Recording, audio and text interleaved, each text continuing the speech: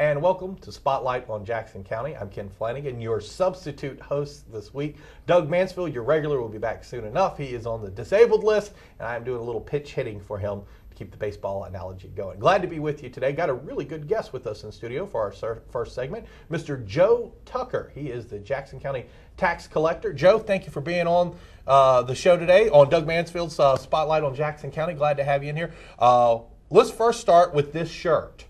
Folks, this shirt clearly tells me this is a man who wants to communicate with the public. No one wears a shirt like that if you do want to communicate with your public. Am I right? Am I right, Joe? Hey, I like color. Yeah, that's right. That's right, my friend. And you know what? I remember I was when Joe was sworn into office. Gosh, that was almost 2 years ago now, wasn't it? October 7th, Getting pretty close. That's right. October. 2 years in the hot seat. Joe wore this red. You remember that red shirt you wore with that my red favorite top? shirt. That's a great looking shirt. I still got the photo. So anyway, so 2 years in the saddle here, and a big event coming up in the tax collector's office. Very big. Later this month, isn't it, Joe? Very big. Tell everybody about the tax sale. It starts the last Monday, which is 31st of August. Yes. And it will actually begin the first day at 9 o'clock, end at 4:30. Right. After that, it's 8:30 to 4:30 every day until it finishes. Now, we do have a large tax sale this year, larger than I think has been in the past. Right. So it's going to be a lot of work coming up. Yes. We've got it coming into the newspaper on August the 20th and the 27th. That's on Thursdays in the local newspaper. Okay. It'll be a complete list of the tax sale parcels. The last day to pay without it going to the sale is the close of business day on Friday, the 28th of August. And let's hit that date one more time here. So that's an important one. So Friday, August the 28th, at 5 p.m., because your office stays open to 5 p.m. That's the last day to pay for your property taxes for 2008 and to keep it out of the tax sale. Is that correct? That is correct. Okay. And I guess let's start real quick with talking a little bit about when you say the tax sale. Let's talk a little bit about what that means for folks and exactly what you're selling and what people are buying and purchasing and that type of thing. Okay, this is the taxes that you were supposed to pay for the fiscal year 2008. Okay. Or for the tax year 2008. Okay. They will go on the auction block starting with the tax sale on the Monday, August the 31st. Right. So anyone that has not paid the taxes in full Yes. will be in the tax sale. You'll be so in the that's tax why sale. it's such an important date of August the 28th, 5 p.m. That's it. To pay those taxes. You got to pay them by then. Gotcha. And let's go over real quick. So, and this is something I know a little bit about. I'm kind of in this boat here. We'll go over that in a second. If your piece of property does go into the tax sale, you do not lose your piece of property, do you, Joe? No, what you get is absolute title to the property immediately after at the sale. And then it becomes the property of the Chancery Clerk's office for redemption. Right. But the property owner maintains possession of the property. You still own the property. Yeah, so you have no legal rights to trespass onto the property or anything. But so this year, really, the 2006 tax year will be forfeiting. So they say 2 years, but in a way it falls almost into 3 years. It almost falls into 3. That's yes. right. But you will you get what is called absolute title to the property at the tax sale, but remember, that's all you get. Right. The owner still maintains the property and has the right to redeem it at a later date. So when if you go to the tax sale, you're actually paying the taxes for 2008 for that person, and then from there, the property owner would then get that option to pay the amount that they owe back, and get caught back up.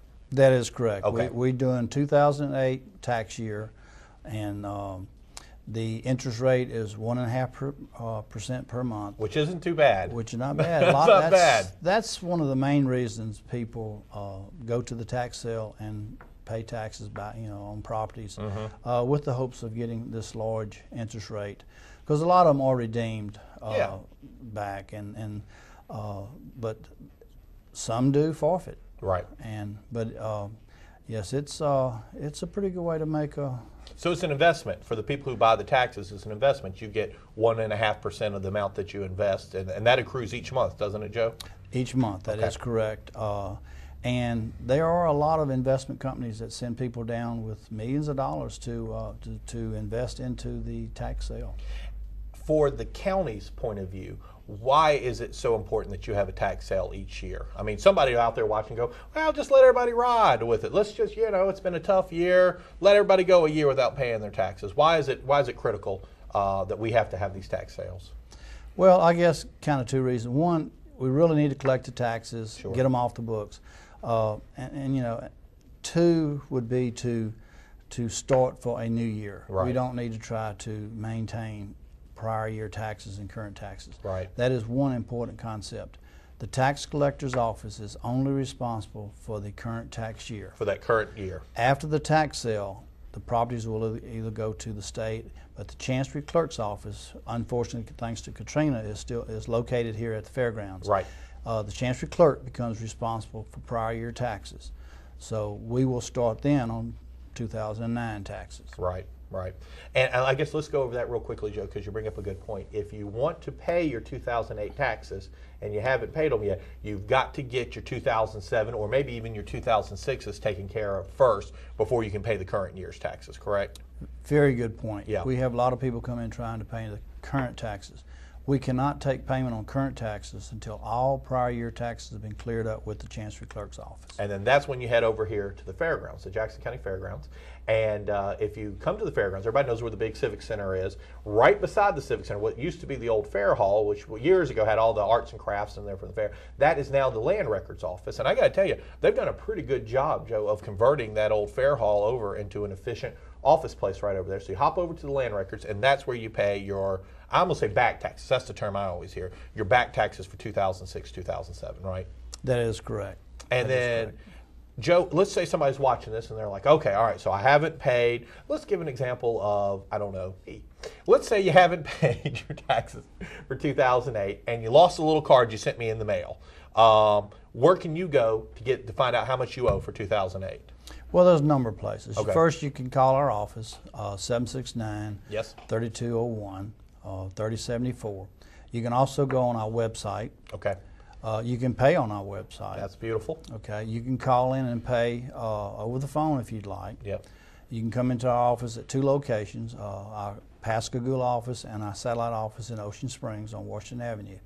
So you have a number of ways to pay between now and the close of business day, August 28th. Okay, that's that Friday at 5 p.m. That's that Let's go Friday. back over those again. So you can pay, you can call your office and pay over the phone, assuming you got to have a credit card for that, Joe, something to Yes. that effect? Okay. Yes. You can come into the office, obviously, the old school way.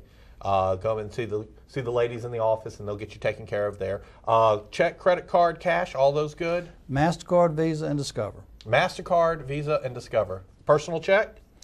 Yes. Personal check, good? No counter checks. No counter checks, okay, very good. And cash, still king? Oh, we always like the cash. He'll take the cash right there. All right, very good. Or you can pay online. Go all high tech and do it online and everything. Let's see. Actually, we have stopped the online. I need to did correct you? that statement. Okay, Yes. all right. Well, I'm glad normally we're we can working do, this out, Joe. Yeah, We're normally we working can this do. through. Normally we can do online, but unfortunately, as of now, first of the month, we had to stop the online payments because of getting it all ready for the tax sale. Okay. But we can take payments over the phone. We can take payments in the office. In the office. That's the way we really need to do it. Prior to the tax sale now. And for all of our viewers that are a little bit further away than the Pascagoula or the Gaucher area, maybe Moss Point for our friends over, and maybe you're an Ocean Springs resident or Latimer resident, maybe over somewhere in the Van Cleve area, something like that, you have another option. You can head over to the other side of the county, our West Jackson County office. Joe, tell them where that is and what services are available there. That's on Washington Avenue in Ocean Springs. The tax assessor collector offices combined there, and they can take any type of payment that you wish to make. Like I say, it's a satellite office, but Right. they have all the access to everything. One thing I would like to bring up is if you do want to participate in the tax sale, if Okay. we're out of time here. We're doing good. We're doing the good. week You're Joe Tucker. We'll make time for you, Joe. You wore a yellow shirt on television. We're going to make time for you. I'm just serving the public. That's right. Go ahead. I'm sorry. But if you do want to participate in the tax sale, the week before the tax sale, the 24th through the 28th, we will be registering, and of course during the sale, we will register any bidder that wants to come in and bid. Now you need to bring in your driver's license, social security number, things like this too, and we will assign you a number. Unless you've been in it before, you've already got a pre-assigned number. Okay. But you'll have to fill out the form, and you will then be a bidder. You need to leave some type of payment method with us, and then you become a legal bidder. Okay. Let's talk to folks just real quickly. If you've never been to the tax sale before, tell them how the process works. Y'all set up in the lobby of the courthouse. Just come up the main steps if that's where you're going to do it again this year. Is that right? That's where we'll be at. Give everybody the process, because it really is, the first time you come into the courthouse, it really is, you come up the steps, there's the lobby, and there's Joe on a microphone and a table, and there's people everywhere. Tell everybody the process there. Well, last year, me being a nervous wreck last year, what I'll do is I'll call out the parcel number in sequence with the newspaper, basically. Okay. But we'll have a list of all the properties that have forfeited to the sale. I'll call out the parcel number. Yes. And then I'll call out the tax amount. And at that point, people will raise a paddle which has a number on it, and they will give us they'll say taxes, which is bidding for the amount of taxes. Someone then can bid another higher amount, and it is in dollar increments. Okay. So at some point, it's like an auction. It stops, and after about 3 seconds, I award the bid. I got you. And considering this year we're going to have over 8,000 parcels as opposed to a little over 6,000 in the past. So you are seeing more for this year. It will be a long tax sale. I got you. So 8,000 parcels, what do you say, a week and a half for the tax sale maybe? I would think a week and a half, yeah. Possibly even 2 weeks. It depends. Because you got to say every one of them out loud. Each and every one of them. Yeah. And a lot depends on the bidders. If we get into a dollar back and forth bidding contest, it really drags it out. I found that out last year. We got off to a real slow start. Yeah. We had some people bidding dollar back and forth, and it took forever. I'm hoping this year we won't have such as that, and that people will cooperate and understand that it's time consuming. The larger the amount that you can bid, $5, $10 increments, the better off. Yeah, right. But yes, I'm looking at a minimum a week and a half. All right, now Joe, here's going to be my suggestion for you. Last year, wasn't a lot of coffee available. I think you need to supply vast amounts of coffee this year, and that'll keep everybody motivated and moving. Maybe have some of those high energy drinks out there. See, that's what I'm thinking about, the logistics of keeping this thing moving for you real quickly and everything. All right, let's hit these dates again real quick because we got just about a minute left. Okay. I guess the most important thing is you need to pay, if you can, for 2008, you need to pay your taxes by Friday, August the 28th. August 28th by 5 p.m. and you're good to go there. And then the tax sale starts? The following Monday at 9 a.m. All right, very good. Till 4:30 every day. And then the second day, Tuesday, it starts at 8:30 to 4:30. Okay. And that's the time to be. All right, very good. And you can give Joe's office a call any of those times. One other thing, I only got like 30 seconds left here. Joe is... This is going to come out of left field for Joe. Joe's taking part in something really fun this upcoming weekend. He is going to go into his alter ego of, what is the character's name again, Joe? Big House Bertha. Big House Bertha. Joe is participating in the Womanless Beauty Pageant by the Sheriff's Department. It's on Saturday over at the Civic Center. If you want to see this guy dressed up as Big House Bertha, you definitely want to take a piece of that. My red face ought to look good with this yellow shirt right now. I'm looking forward to that. All right, we'll be back in just a minute. We're going to have Supervisor Mike Mangum with us as we continue Spotlight on Jackson County.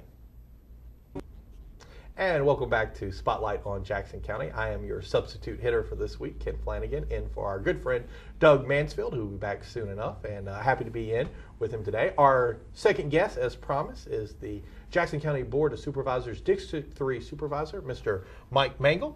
Mr. Mangum, thank you very much for being on the big desk with us today and everything, and substituting yourself. Kind of came in here on a quick notice, and I appreciate you making time for us today.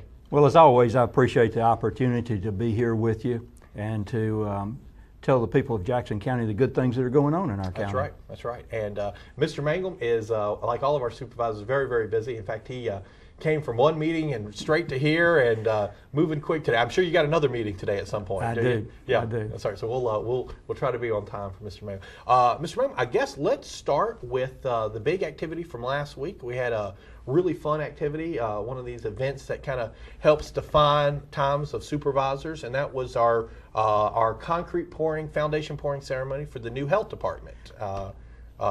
Basically just a couple blocks from where we are right now. That's right, Ken. This is one of the great opportunities that we have in the county to take advantage of some of the Katrina supplemental money and to build a new health department.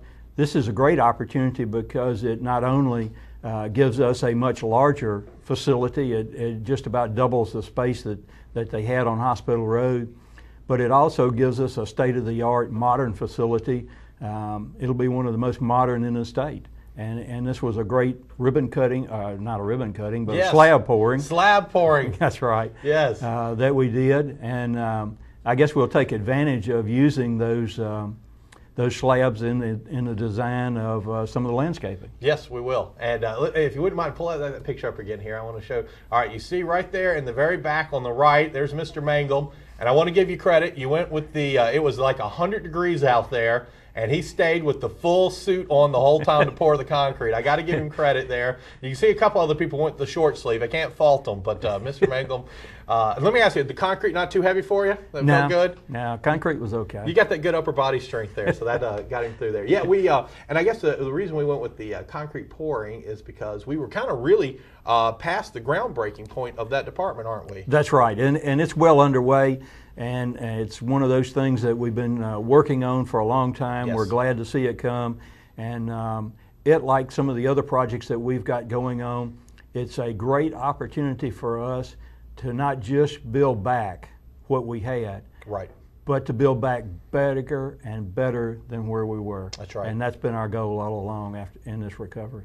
In fact, we've got some great art here of what the building's going to look like. We'll show you a couple of those photos right now. Here is basically right where if you imagine the shot we just showed of Mr. Mangum pouring the concrete, this would have been directly behind him in the future. That's the main entrance right there, and as you can see right here, this is actually kind of an early version. Now there's the landscaping plans in effect, and where the depiction of the gentleman is right there in front. There's going to be a row of hedges right there, and over where that light pole is, there's going to be a tree behind that.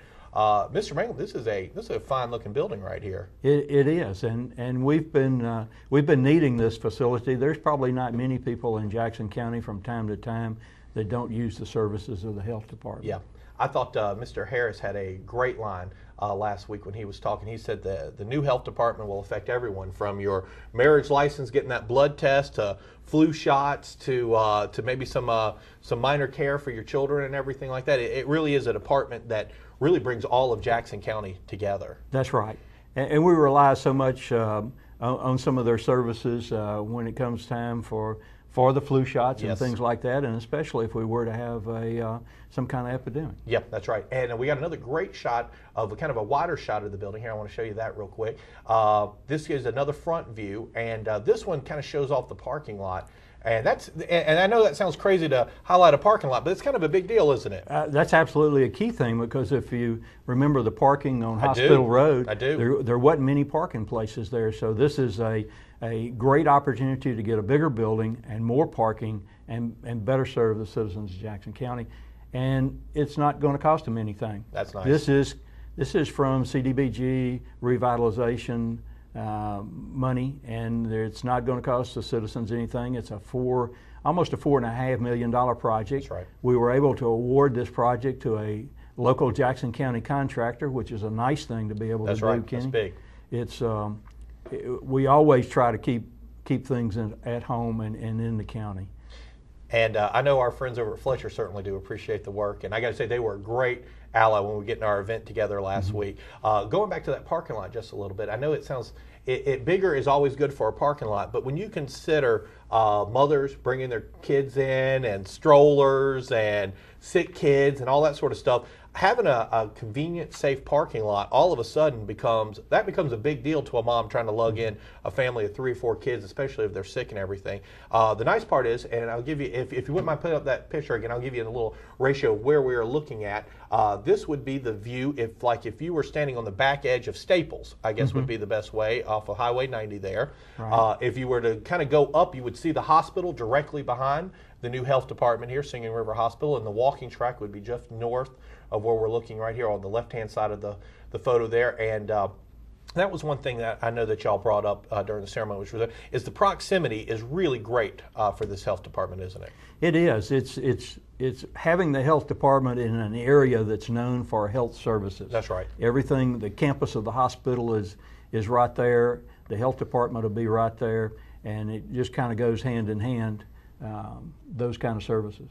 Mr. Mangum, I guess to wrap up with this topic is what's the kind of the time frame for construction here for this project? Obviously, something this big and nice, it's going to take a couple months. Oh, I think we're looking at probably about 14, 16 months on this project. I got you. So fall 2010, hopefully. Yes. Oh, that'd be great. That'd be great. And I know when a few minutes ago you ran through, and you're very adept with all the acronyms. You said CDBG, and I'm sure somebody out there was like, what is he talking about? A foreign car? No, that is not a foreign car. That's not a foreign. When you say CDBG, what are you explaining there? That's Community Development Block Grant money. That's right. That comes from the federal government through the state and made available to us after Katrina for downtown revitalization and some other projects. Now, when you say go through the state, that is one of those where it kind of goes to the Mississippi Development Authority? Mississippi Development Authority. All right, very good. And they were nice enough to come down as well. So that's a big project going on. And speaking of other big construction projects, the next one we're going to talk about here is actually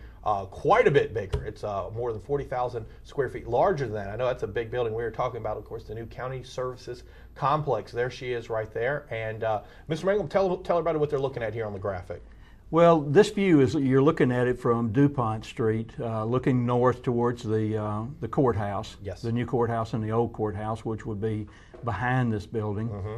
This is a 62,500 square foot building. That's a big building. It is, and it's elevated because of the flood elevation in that area.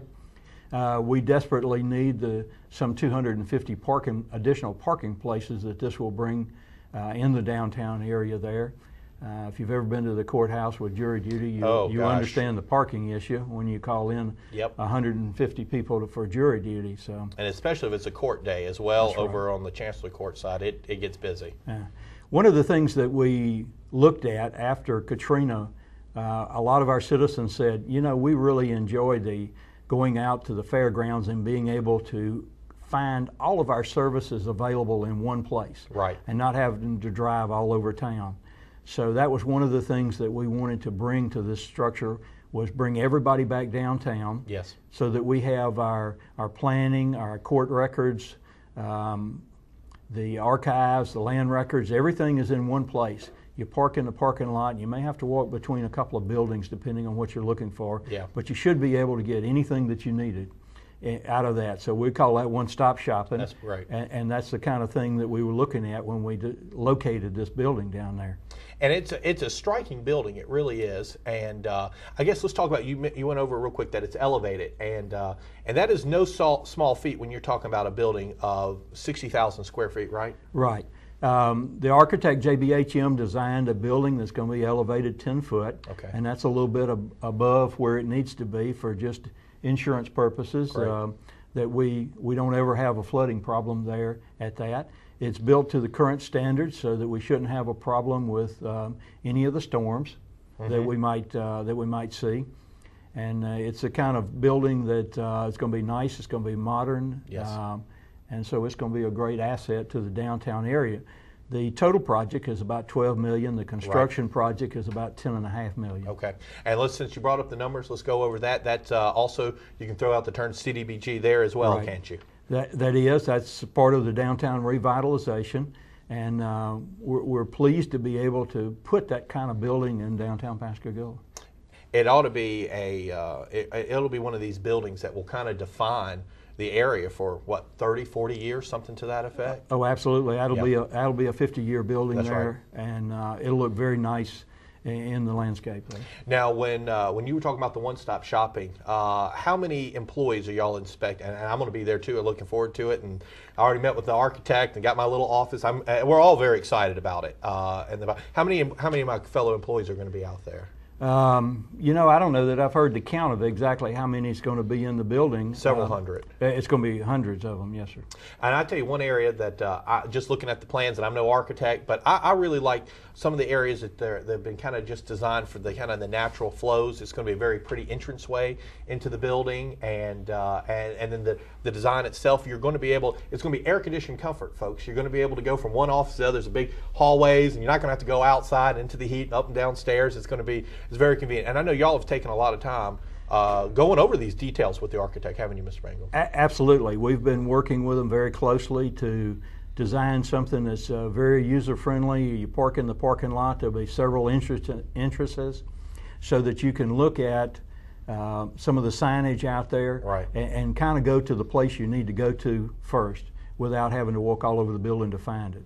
All right, changing subjects real quickly here. We're back to about a minute and a half left. Not nearly enough time for this topic, but the end of the beginning of the fiscal year is almost upon us, and our Board of Supervisors has been working hard all summer on the budget. I guess give us a quick update of where y'all are, Mr. Mangum. Well, we've been looking at it now. I guess we've had it for about 2 weeks. The staff's had it for about a month. Yeah. And we've been looking very closely at what we will be able to do in the upcoming years, the kind of projects that we're going to be able to work with. I think one of the things that folks might like to hear is that I think we're committed to not raising the millage any higher than it is. That's great. And I think if I have my way, I think we would cut a little out of it. But we're still working at that diligently to make sure that there is no tax increase above the millage that's there today. And I was just about to say that when he says millage, that directly refers to your taxes and whatnot. That's right. And then last year, the board, y'all dropped millage 1.5 mil, something to that effect? Right in the 1.5 mil range. Of course, last year was a reappraisal year. Yes. And of course, that's the tax assessor does the reappraisal. Yes. All right. Very good. Well, that was a quick 12 minutes. Mr. Mangum goes through the topics very fastly, and you can see that it's hard to believe he's only been on the board a year and a half. He gets in and out of topics so quickly, and I certainly do appreciate you coming on the show, filling in. And that concludes Spotlight for Jackson County for this week. I'm happy to substitute in, and we will see you again on this program. Have a good night.